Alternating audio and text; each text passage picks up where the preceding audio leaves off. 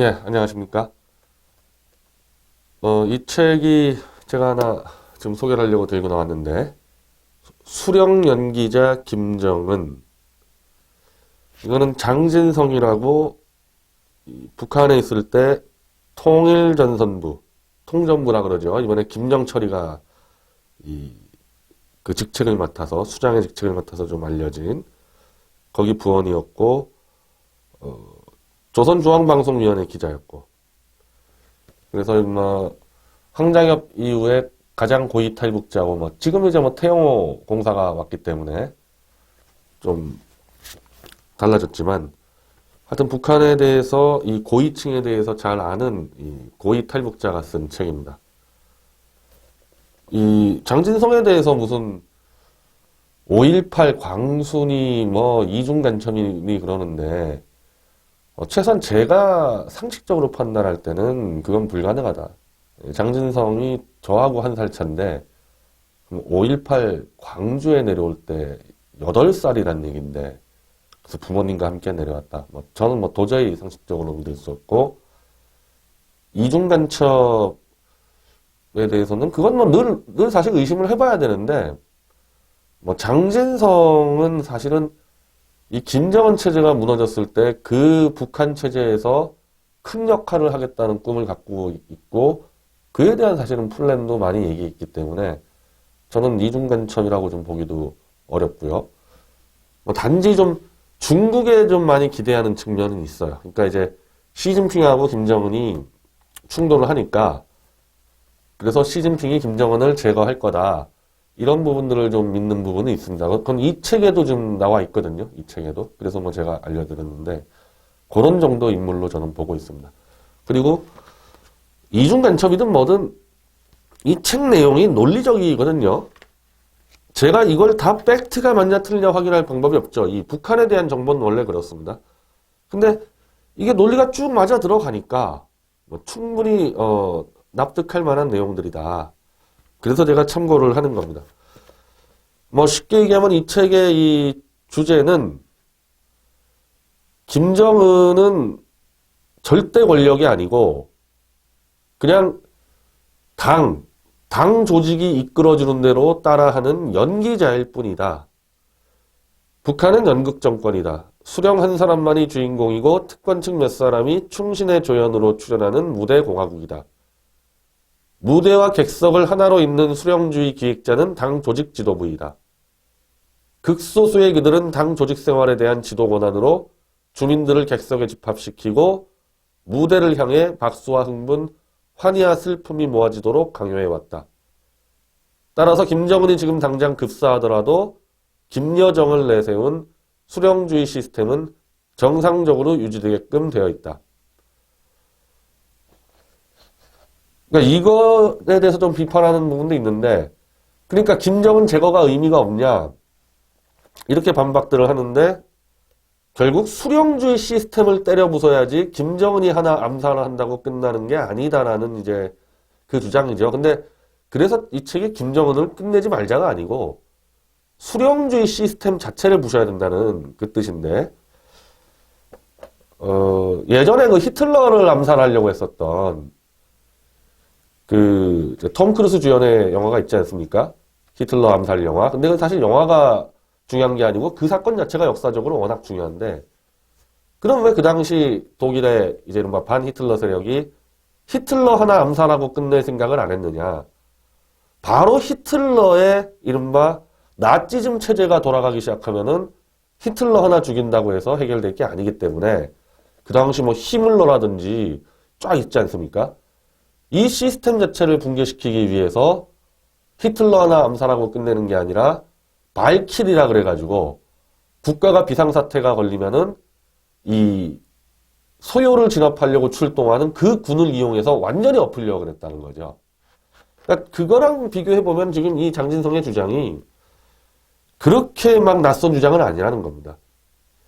이미 김정은이가 7년을 통치하는데 7년 동안 김정은이가 무너지지 않았다. 다들 김정은이가 무너질다, 빨리 김정은이가 어떻게 당과 군을 다 통솔하냐 이런 의문이 있었는데, 그럼 7년 동안 김정은이가 다 자기 세력을 다 장악했다? 그게 아니고 처음부터 원래 연기자에 불과한 놈이기 때문에 적당히 연기를 잘하고 있으면은 당 조직에서 그냥 놔두고 있다. 그 대신에 지금 여기서 언급한 대로 김정은이가 조금이라도 다른 생각한다 그러면은 언제든지 제거해버리고 김여정을 또다시 연기자로 내세울 수 있다. 이런 관점에서 한번 접근해 보자는 거죠. 저는 사실은 이 관점으로 접근하고 있습니다. 제가 지난 방송 때 얘기했듯이 그런 요미우리 신문 말이죠. 장성택과 김정남을 죽인 게 김정은이가 아니고 당 조직이다. 저는 그때 이제 요미우리 신문 인용 보도에서 최룡해를 지목했는데 이 책에는 최룡해 자체도 그렇게 큰 권력이 있는 게 아니고 당 지도부에 오히려 황병서를 좀 아주 실세로 좀 언급해놨습니다. 우리가 잘 모르는 사람들이에요. 지금 장진성이 당 조직을 다 휘어잡고 있는 사람들을 얘기하는 거는 오국렬은 좀 많이 알려졌죠. 오국렬은 이른바 비밀 집단 체제 구성원 중 오국렬은 북한 권력의 좌상이자 정신적 지주. 김정일의 평생 조언자로만 만족해왔기 때문에 오히려 지금 더 큰 권력을 누리고 있다. 그리고 김경옥, 조연준, 황병서 이런 자들이 뒤에 숨어서 김정은을 연기자로 연출하고 있다는 겁니다. 자, 그럼 김정은을 지금 이 연기자로 만든 이 수령주의 시스템은 언제부터 작동했냐? 우린 다 김일성이가 만들었다고 생각을 하지만은 장진성의 주장은 김일성이 아니라 김정은이다. 김정은이 중국의 마오쩌둥 문화혁명을 본따서 3대 소조혁명 이를 기획하는데 3대 소조혁명이 이제 뭐 기술, 정신 뭐 이런 것들을 해서 이 북한의 청년들을 모집을 해가지고 이른바 당을 강화시키는. 그러니까 이 군중을 모을 수 있는 게 당이잖아요. 그러니까 김일성 시대 때는 내각 중심으로 갔었다. 근데 그 틈을 김정일이 3대 소조혁명을 들고 나오면서 이 충성심 높은 청년 당원들을 모집해서 내각 위에 당이 올라서게 했다는 겁니다. 그리고 그때부터 김일성이는 사실은 김정일에게 조금씩 권력을 빼앗겼다. 특히 김정일이는 문화예술 파트를 맡으면서 김일성 수령주의 각종 영화, 서사시 이런 홍보를 담당하면서 점점 더 김일성을 연기자로 밀어내고 자기가 수령주의 시스템의 총괄 연출자로 올라섰다는 겁니다. 그래서 한 80년대 중반 지나기 시작하면은 이제 김일성에게 뭘 보고하러 올라갈 수 있는 사람은 김정일 한 명으로 제한돼서 김일성은 김정일이 갖다 주는 것만 볼 수 있는 이른바 장진성이 사석에서 쓴 표현은 근접 경호가 아니라 근접 감시를 당하는 상황이 벌어졌고 김일성이 눈을 뜨고 있어도 김일성의 측근들을 김정일이는 마구잡이로 제거할 수 있었다는 겁니다. 그래서 여기 사례가 하나 나오는데 더 이상 이 동구권이 무너졌을 때 이 북한 체제도 위험하다고 판단한 김일성이 동독의 이 경제 시스템을 좀 채용을 해서 뭔가 좀 시장화를 도입하려고 움직였는데 김정일에게 그 김일성이 이른바 업무를 맡겼던, 그러니까 북한의 개혁개방 업무를 맡겼던 경제학자들이 무참히 다 살해당했다는 거죠. 그러면서 김일성은 홀로 고립된 상태로 공포에 떨고 있다가 마침 이 카터라는 미국의 아주 유명한 호구 대통령이죠. 미국 무슨 외교만 벌어졌다 하면 여기저기 끼다가 다 망치는 사람인데 이번에도 끼려고 그랬어요. 이번에도. 이른바 제네바 합의를 준비하기 위해서 그 당시 이제 클린턴 정부가 북폭을 하니 많이 막 고민하고 있을 때 카터가 평양에 들어가서 김일성과 같이 만나서 김일성은 구세주를 만난 양 즉각적으로 나 김영삼 대통령 만나겠다. 남북 정상회담 하겠다. 이래서 다시 김일성이 김정일이가 이렇게 해놓은 포위망을 뚫고 국제정세로 다시 올라서려고 했었죠. 그래서 김일성이는 아예 그때 서울을 가려고, 서울에 와서 나 백두산 호랑이 김일성입니다. 내가 서울에 왔습니다. 이런 연설문도 다 준비했다는 겁니다. 그러면서 북한의 낮은 선봉 등등 이 항구를 외세가 아닌 남한에 다 개방하겠습니다. 북한은 주먹이 세고 남한은 돈이 많습니다. 우리가 힘을 합칩시다. 이런 연설문까지 김일성이가 쓰고 들떠있는 상황에서 김일성이가 이 남북 정상회담 관련 회의를 하는데 회의 참석한 김일성이 측근들이 당의 호출로, 즉 김정일의 호출로 한두 명씩 다 나가더니 갑자기 김일성이 심근경색으로 쓰러져 죽었다. 그래서 김정일이 김일성을 죽인 거라고 아주 강하게 암시하는 대목이 나옵니다. 그러면서 김정일은 이제 수령 시스템을 자기가 만들어서 지금까지는 연출가였는데 이제 김일성이를 제거하니까 연출가이자 주연 배우가 됐죠. 김정일이는. 그래서 그때부터 이제 실제로는 우리가 익히 알고 있는 무소불위의 절대 권력을 김정일이는 누리고 있는 겁니다. 근데 이 책에도 나오는데 김정일이 무소불위의 권력을 누리지만은 실제로 시장에 패퇴했다고 나옵니다. 더 이상 배급 경제가 작동이 안 되니까 김일성이도 사실은 보고를 똑바로 못 받아서 김정일로부터 배급이 이미 90년대 초반에 끝났는데 94년 카터를 만난 직후에서야 김일성이가 배급이 끊겼다는 것을 알게 돼서 큰 충격을 받았다는 거 아닙니까? 그런데 그 다음부터 이제 고난의 행군이 시작되니까 배급 경제가 완전히 깨지고 장마당 시장으로 북한 주민들이 독자적으로 생존하는 시대에 넘어가서 김정일이도 사실은 시장에게는 패퇴했다. 도저히 중앙 집중화된 배급 시스템으로는 이 북한 경제체제를 유지할 수가 없기 때문에 그래서 그때부터 무슨 위조 화폐를 찍어대고 난리 법석을 폈다는 거 아닙니까? 어쩌면 이제 그런 문제 때문에 김정일이가 국제 질서로부터 완전 이탈해서 핵폭탄 하나로 한번 전세를 역전시키겠다 해서 핵 병진 국가 이런 모델을 세웠을 수도 있을 것 같습니다. 자, 그리고 이제 김정일이가 이제 죽어 나갈 때 김정일은 이미 김일성 시대 때부터 최소한 70년대부터 이 수령주의 시스템을 직접 만들었기 때문에 그 시스템이 그대로 살아있고 김정일만 죽어버린 거 아닙니까? 그래서 김정은이는 그 시스템에 얹혀진 그냥 하나의 연기자로 들어왔다는 거죠. 이 김정일과 김정은의 이 차이는 더 설명할 필요도 없지 않겠습니까? 일단 이 책에서 중요한 차이점으로 보는 것은 김정일은 김일성 종합대학을 나오면서 권력을 잡는 과정에서 김일성 종합대학 동창 후배들을 다 자기 측근으로 끌고 들어왔다는 거고 그래서 세력이 있었다는 거예요.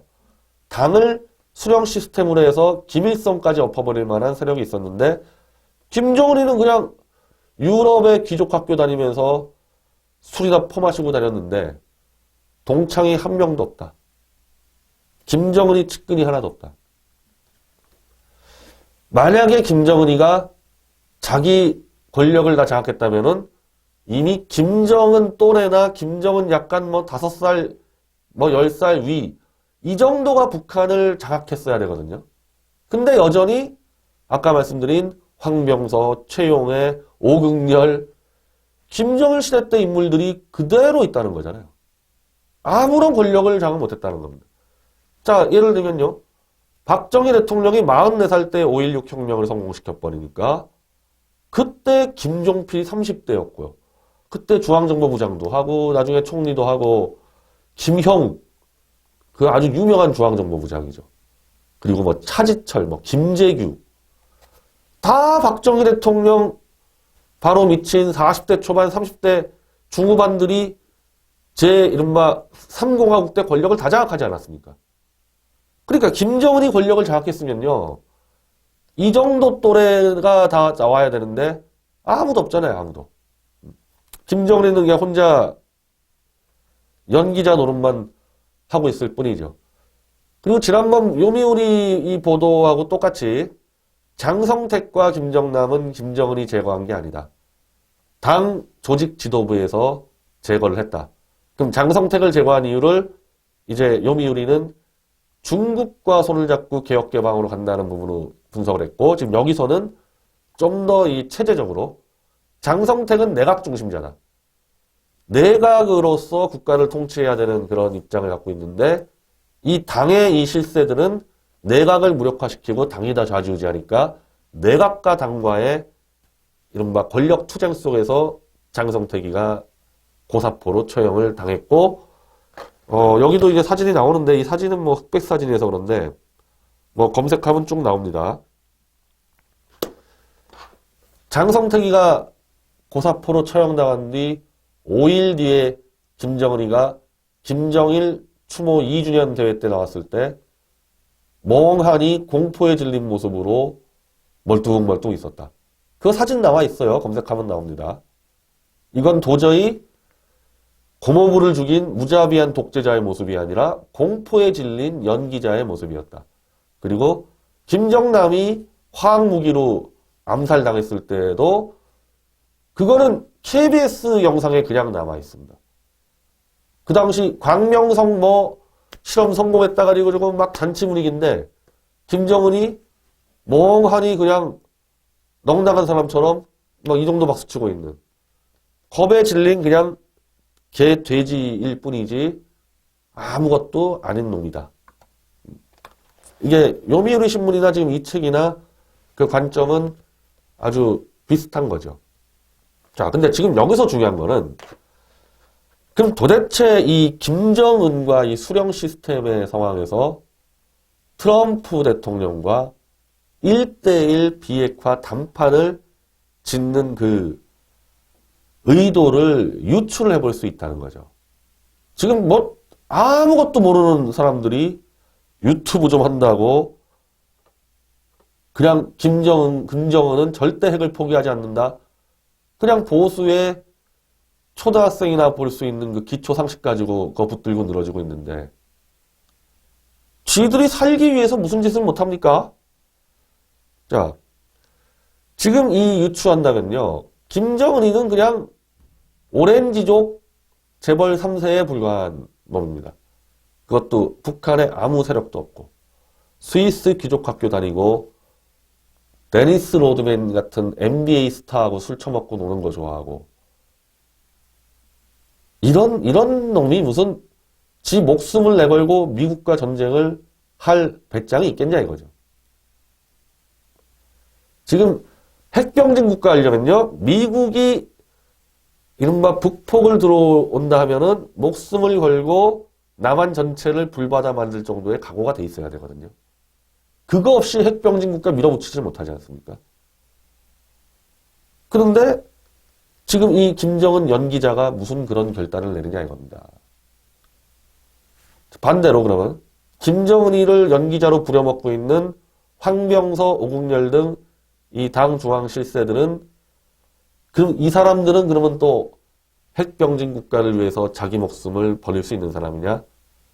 이 책에는 안 나오는데 이제 장진성의 포럼에서의 의견은 그놈들도 다 아들, 손자 다 외국 유학 보낸 웰빙 파들이다. 그놈들도. 그놈들이라고 무슨 목숨을 걸고 미국과 전쟁을 하냐.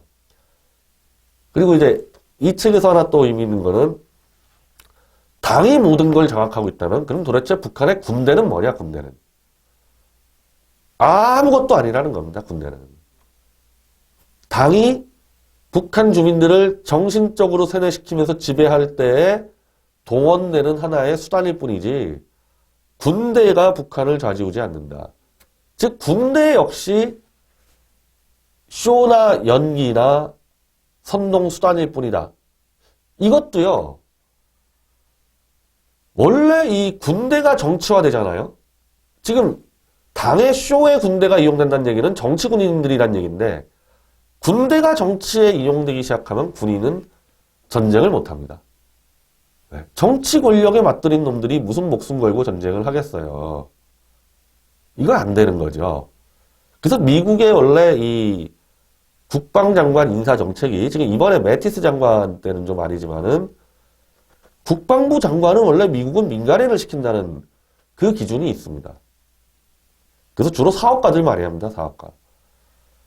왜냐하면 전쟁의 참혹함을 너무 잘 아는 사람이 국방장관 되면은 전쟁을 해야 될 때 그 참혹함에 대한 기억 때문에 전쟁 버튼을 잘 못 누른다는 것도 있고 군인이 무슨 내각에 들어와서 장관을 하냐. 그렇게 되면 이제 정치군인 된다. 그래서 사실은 미국이 이렇게 해서 관리를 하는데 이 정치군인이 다 된 김정은의 군대는 전쟁을 수행할 수가 없다. 그래서 장진성이 연평해전 때 대한민국 해군의 발열탄에 맞고 입원한 병원에 가서 그 병사들을 면담한 내용이 나오는데 뭐 다 읽어드리지 않을 거고요. 그냥 뭐 겁에 질려가지고 벌벌 떠는 겁니다. 벌벌 떨어요. 그냥. 그리고 이제 이 병사들이 남한의 그 발열탄 최신 무기 보고 자기 너무 놀랐다. 어디서 쏘는지도 모르고 그냥 수천 발이 그냥 하늘에서 쏟아져 내려오는데 그래서 그 발열탄은 뭐 200발을 맞았다 이거예요. 지금 이 북한 병사가. 그래서 방탄조끼는 아니라도 제발 목화 소못이라도 좀 달라. 이대로는 싸울 수가 없다.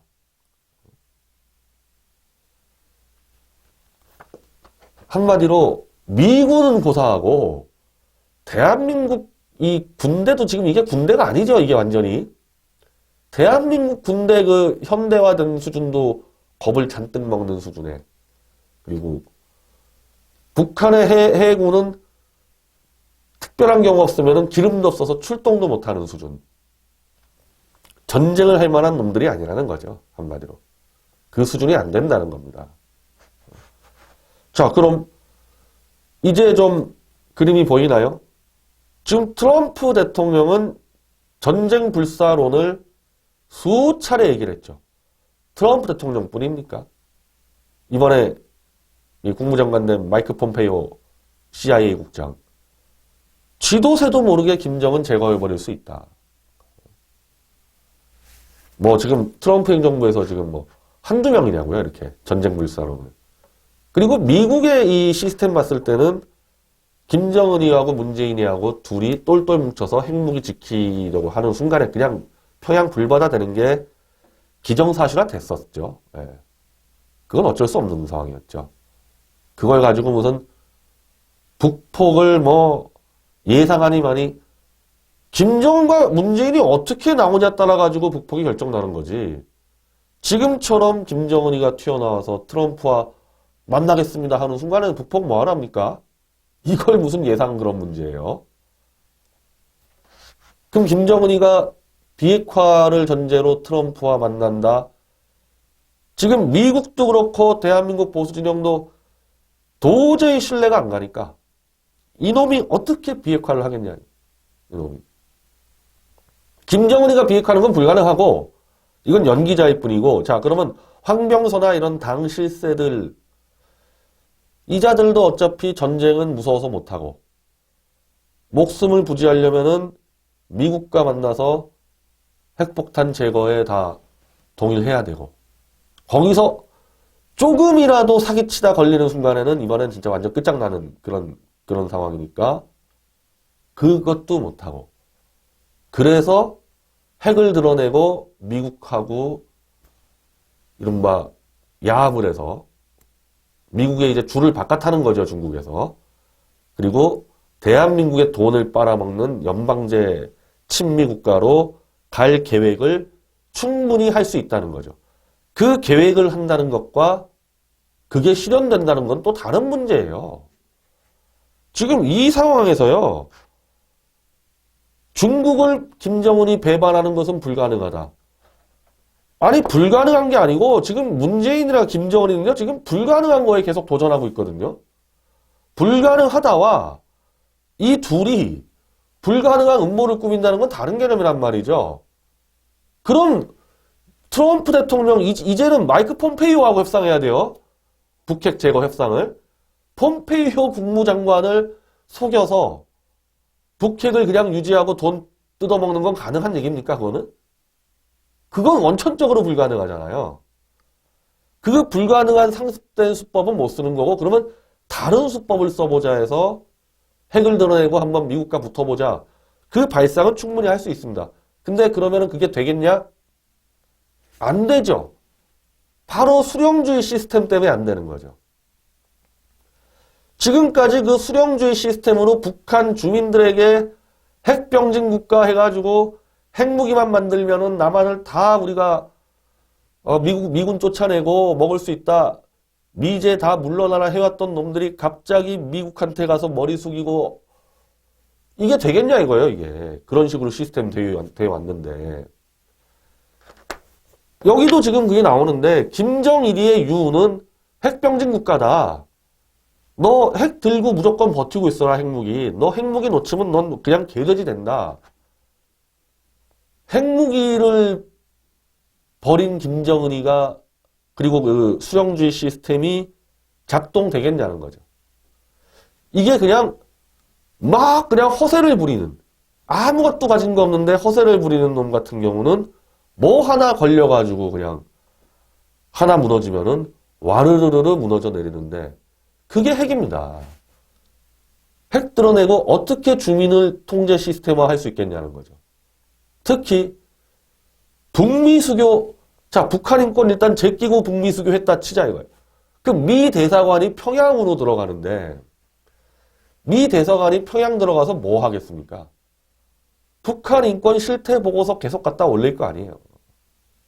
그걸 핵이 빠진, 이빨 빠진 개돼지들이 북한 주민 3,000명을 다 통제해서 버틴다. 와르르르 무너지는 거죠. 수령주의 연기 시스템으로는 이걸 돌려낼 수가 없는 겁니다. 계속 핵강대국 위대하신 김정은 수령으로 홍보하다가 이게 안 되잖아요. 예전에 그 2차 세계대전 때 이른바 히로히토 천황이 메가더 장군이 들어가서 이제 천황의 인간화 선언을 요구합니다. 일본에게. 천황은 그 당시까지 신이었어요. 근데 딱 공개된 사진 보니까 메가더 장군보다 키도 작고 그냥 아무 볼품없는 천황이 목소리로 나는 인간입니다. 사실 그때 그래가지고 일본이 이 종교가 좀 이상하잖아요. 이 기독교도 못 들어갔잖아요. 이러다 보니까 또 메가더를 또 신으로 모시는 또 이 흐름도 있었을 정도로 일본 자체가 큰 충격에 빠졌었단 말입니다. 근데 지금 그게 지금 이 김정은하고 비교도 안 되죠. 그 당시 히로히토 천황의 인간선언하고. 김정은이가 인간선언해야 돼요. 김정은이가. 그 신적인 연기했던 놈이. 지금 이 예측을 한다는 건 저는 이젠 어렵다고 봐요. 그냥 김정은이와 그 수령 시스템 애들이 이 위기를 어떻게 살아보려고 잔머리를 쓰냐, 다 경우의 수를 만들어 놓고 다 알려서 막아놔야 되는 게 중요한 겁니다. 북폭을 하냐 마냐 우리 내기하자, 그 낡은 보수 그따위로 좀 하지 말고요. 그리고 김정은은 핵을 절대 포기하지 않는다, 그런 것도 말이 안 돼요. 코너에 몰린 놈이 무슨 짓을 못합니까? 자, 김일성이가 카터를 만나가지고 이때 한번 살아봐야 되겠다 해가지고 남북 정상회담 막 밀어붙이지 않았습니까? 그때랑 지금 김정은이랑 차이가 없잖아요. 김일성이가 김정일 수령주의에 포위돼가지고 살아보려고 카터 만나서 서울 들어오려고 했던 거나, 그 수령주의 시스템에서 김정은이가 트럼프 만나려고 어디 제네바로 가는 거나 차이 없지 않습니까? 그러면 김정은이가 제네바에서 트럼프 만나자마자 엎드려 빌고 망명을 신청할 수도 있는 거고. 어라, 이놈 봐라, 이놈 망명하네? 그러면 김정은이가 그냥 쥐도 새도 모르게 야산에 묻힐 수도 있는 거고. 반대로 당 실세들이 김정은이를 희생양 삼아서 내가 살아버리겠다 해서 김정은이를 생포해가지고 미국에 갖다 바치면서 요놈 때문에 지금 북한이 핵을 개발하고 미국하고 덤볐습니다. 이렇게 갈 수도 있는 거고. 양아치들, 인간성이 파괴된 놈들, 해먹기 위해서라면은 수백만 명도 죽여왔던 그런 놈들, 그런 놈들의 행보를 하나하나 예측을 할 수는 없다. 다만 워낙 비정상적인 시스템이기 때문에 북한 체제가 무너지는 것도 아주 비정상적으로 무너질 수가 있다. 그건 제가 예전부터 많이 들었던 얘기예요. 한마디로 후세인이나 가다피처럼 미국에 의해서 완전히 그냥 살해당하는 이런 꼴을 당하는 게 아니라 트럼프하고 제네바에서 김정은이 만났는데 만나자마자 울면서 저 살려주세요. 이런 꼴을 볼 수도 있다 이거죠. 그런 꼴 벌어져도 아무런 이상할 게 없는 기형적인 비인간적인 체제라는 겁니다.